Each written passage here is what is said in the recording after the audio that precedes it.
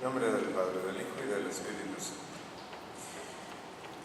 Si ustedes están a cargo de algún grupo de la parroquia o ejercen algún ministerio, les queremos, o a todos en general, queremos invitarlos a que promuevan la visita al Santísimo Sacramento los jueves en la capilla de San Juan Bosco, porque hay momentos durante el día que no está nadie. Si tienen tiempo, especialmente durante la mañana, propónganse estar un tiempo ahí en presencia de Jesús sacramentado. Y habrá junta de catequistas este miércoles en el Salón San José a las 6 de la tarde. Para más detalles pueden ver el boletín. Dos cosas de las que vamos a tocar el día de hoy: la oración y la humildad. Sin oración no podríamos nosotros seguir a Cristo en medio del mundo. La oración es tan indispensable para nosotros como la respiración o el alimento corporal. De allí el empeño del demonio en que ustedes abandonen la oración o en que no recen. Algunos se imaginan que la oración es muy difícil de hacer, pero en realidad, para comenzarla, lo único que tienen que hacer es ponerse en presencia de Dios. Decirse a ustedes mismos: voy a estar un rato con el Señor. Y eso es ponerse en presencia de Dios. Entonces, no hay cosa más sencilla que cualquiera puede hacer. Porque efectivamente, en el momento en que nos decimos voy a hablar con el Señor, ya lo estamos haciendo, puesto que consideramos las cosas delante de Él. Y para eso lo único que hay que hacer es no preocuparse de conseguir palabras especiales o elevadas o leídas de un libro. Somos lo que somos ante Dios y Él nos quiere así. Cada persona puede hablar como puede y de acuerdo a la formación o a la cultura que posea. Que Dios no se fija en eso. Dios se fija en la buena voluntad que se pone y en los buenos deseos que acompañan nuestra presencia frente a Él. Entonces, empecemos a conducirnos así con Dios, seguros de que Él nos escucha y nos responde. Y ahí se inicia un diálogo simple en el que nosotros le expresamos todo lo que tenemos en la cabeza y en el corazón: las alegrías, las tristezas, las esperanzas, los sinsabores, los fracasos, hasta los detalles más pequeños de nuestra vida. Así es como llegamos a comprobar que todo lo nuestro le interesa a Dios. Entonces, la oración es el comienzo de todo bien para el hombre. Y orar, como decía, es lo más sencillo que existe en la tierra. Para orar no tiene uno que ser ni sabio, ni inteligente, ni rico, ni saber nada, ni siquiera tener devoción sensible. Para orar lo único que se necesita es conocer a Dios y conocernos a nosotros mismos. Conocer la ilimitada bondad de Dios y nuestra profunda miseria. Si conocemos eso, oramos. De tal forma que quienes no rezan no reconocen su miseria, su pecado. Entonces, si ustedes se preguntan ¿qué se necesita para orar? Lo único que se necesita es tener un buen pensamiento, unas palabras interiores, y entre menos mejor. Mientras sean tiernas, con cariño, con confianza. Y díganme ustedes, ¿quién no es capaz de pensar bien de Dios? Una palabra, un buen pensamiento. Y eso es todo lo que necesitamos para el noble ejercicio de la oración. Orar no es otra cosa que adorar a Dios, pedirle cosas, pedirle perdón, darle gracias. Entonces, tenemos que acostumbrarnos en la oración a estar con Dios como con una conversación familiar, como con alguien a quien confiamos con sencillez y candor lo que tenemos en el corazón, nuestros sufrimientos, nuestras alegrías. ¿Y esto cuándo no lo podemos hacer? Siempre. Entonces, así tenemos que sentirnos frente a Dios en la oración. Y cuanto más sencillamente, mejor, con tal que salgan las palabras del fondo del alma. Digámosle a Dios lo que tenemos en el corazón, tal como lo tenemos en Él. Y esa es la oración. No puede haber cosa mejor que eso. La buena oración es la que se hace con sencillez. ¿Y acaso no podemos presentar a Dios palabras simples, sencillas? Y cuando no podamos decir ninguna cosa, pues digamos que no se nos ocurre nada. Y esa es oración. Y esa manera de orar es buena para nosotros. Entonces, imagínense, nos acostumbramos tanto a lo terreno, a lo humano. Tenemos tan apegados los ojos a las cosas de este mundo que nuestra mirada se queda como encerrada en los límites de lo terreno y perecedero. En cambio, cuando se piensa en Dios, se sale de los límites de esta tierra. Ahora bien, solo el ángel y el hombre somos capaces de pensar en Dios. Entonces, pensar en Dios es lo más excelente que puede hacer el Espíritu creador, ya sea hombre o sea ángel. Mayor que Dios, nada se puede concebir. Entonces, en la oración es donde el hombre se eleva con sus pensamientos hasta Dios y se ocupa de Dios. Porque imagínense, con ninguna otra cosa nosotros estamos tan ligados como con nuestros pensamientos. Y esta imagen es entonces precisamente Dios cuando pensamos en Él. Y eso es lo más grande y elevado que hay en el cielo y en la tierra. No hay cosa, aparte de la Sagrada Comunión, no hay cosa que tan estrechamente nos una con Dios como con la oración.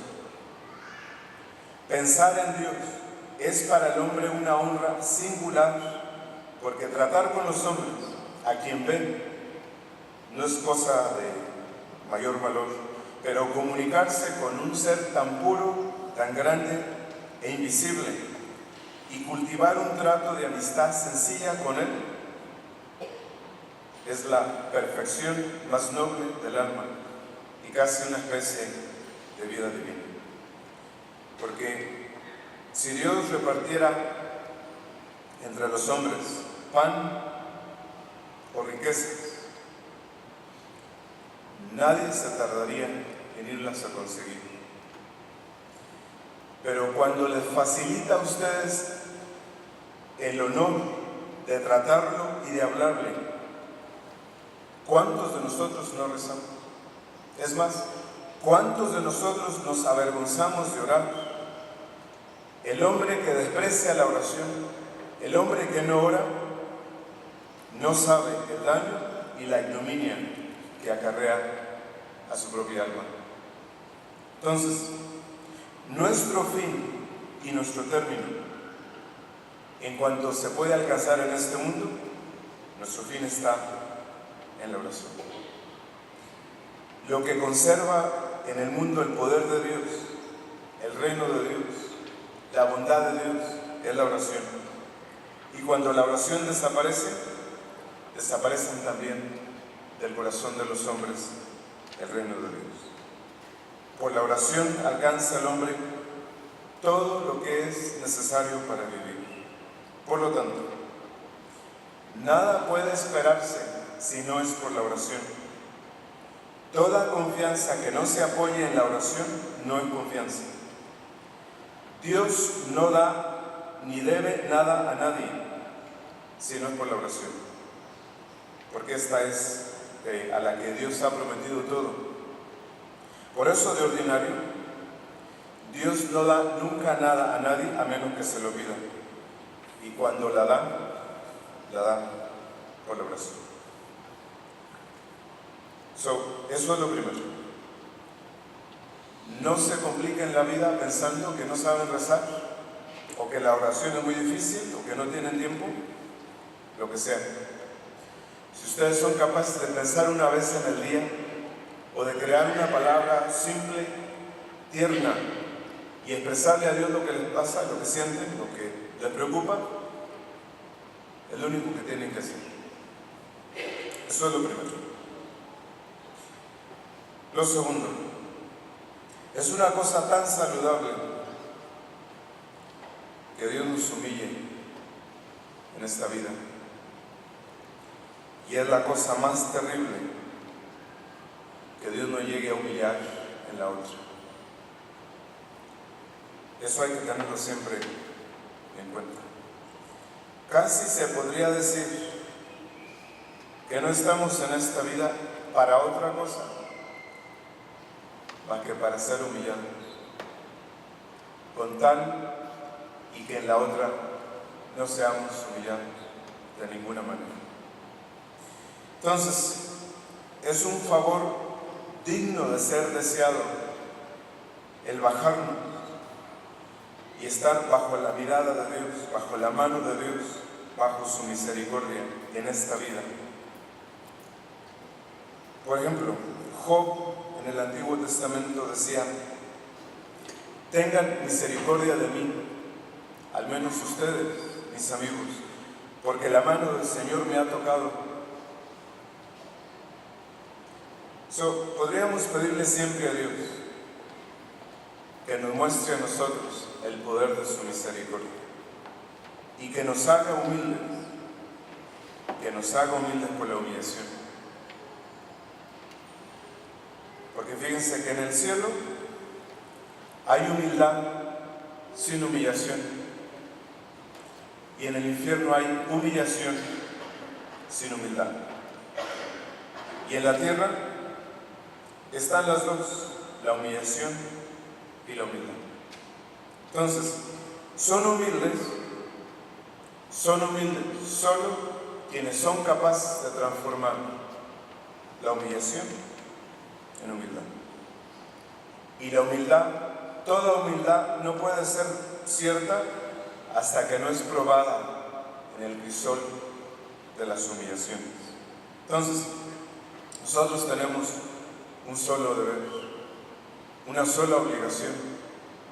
Dios tiene su trabajo, nosotros tenemos el nuestro. Nuestro trabajo es humillarnos. El trabajo de Dios es enaltecernos, no al revés. Porque imagínense, si nosotros tomamos la prerrogativa de Dios y nos enaltecemos a nosotros mismos, están ustedes seguros que Dios los va a humillar, tarde o temprano. Entonces, si buscamos ser exaltados, Él nos va a humillar. Pero si nos humillamos, entonces tomamos el lugar que nos corresponde. Y desde allí, desde el lugar verdadero que nos corresponde, Él nos tomará y nos exaltará y nos dirá, como el Evangelio: sube más arriba. Entonces, hay que temer en esta vida la humillación sin humildad, y hay que desear la humildad que se lleva a cabo por la humillación. Entonces, Es bueno que nosotros cumplamos con nuestro trabajo de la humillación. Y es bueno que Dios cumpla después el suyo, con la exaltación. No hubo otra virtud, ni la pureza, ni la pobreza, ni ninguna otra cosa que Cristo nos haya recomendado tanto como la humildad. Y Él mismo lo dice: aprendan de mí, que soy manso y humilde de corazón. Y San Agustín dice: si ustedes quieren saber cuál es el primer paso para la vida cristiana, es la humildad. Y el segundo también. Y el tercero también, dice San Agustín. Entonces, no todos los que son humildes, sino los que voluntariamente acogen la humillación, la aceptan y aman la humillación, y por amor a Dios la transforman en humildad. El reconocerse a uno mismo pecador y miserable o imperfecto, eso cualquiera lo hace, incluso el más malo.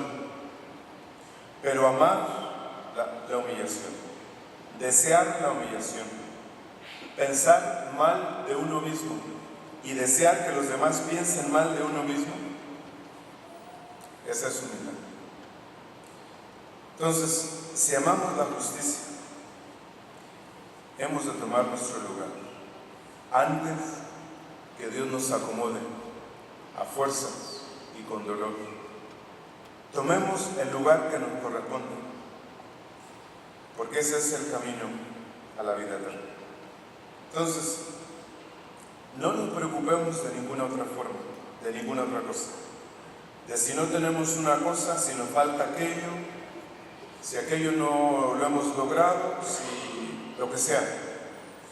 De lo único que hay que preocuparnos es de cultivar la humildad verdadera de corazón. Reconozcamos nuestra insignificancia, nuestra pequeñez, nuestra nada, y no despreciemos a nadie, ni aún el peor pecador. No busquemos ni la fama, ni la aprobación, ni la alabanza de nadie, porque ¿de qué nos serviría tener esas cosas si Dios no es servido y amado por nosotros? Entonces, una vez que nosotros hemos aprendido el arte de la verdadera humildad, quedémonos tranquilos, que ese es el camino más seguro a la salvación, y que de hecho nuestra humildad, nuestra salvación quedaría asegurada. Y entonces se verificará lo que dice Jesús en el Evangelio, que el que se humilla será enaltecido. En nombre del Padre, del Hijo y del Espíritu Santo.